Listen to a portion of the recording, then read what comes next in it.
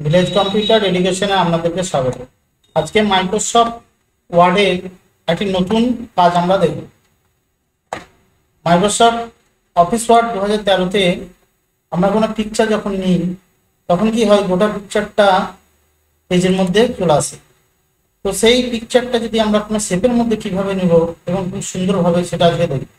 প্রথমে আমরা একটা টাইপ করে নেব।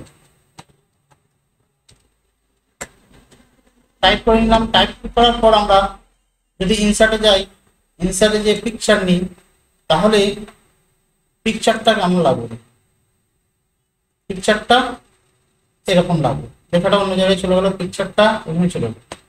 এরপরে যদি আমরা প্রথমে ইনসার্টে গিয়ে শেপ নিই, শেপে গিয়ে যে কোনো একটা শেপ নিই, নিজের ইচ্ছা মতো শেপটাকে যদি করে নিই, মনে করেন এখানে শেপটা এখানে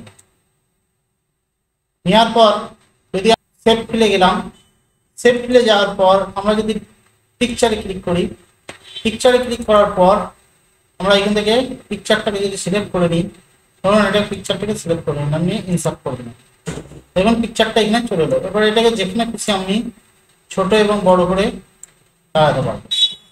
এইভাবে আমরা শেপের মাধ্যমে কোনো পিকচারকে শেপ দিয়ে কাজ করতে পারবো।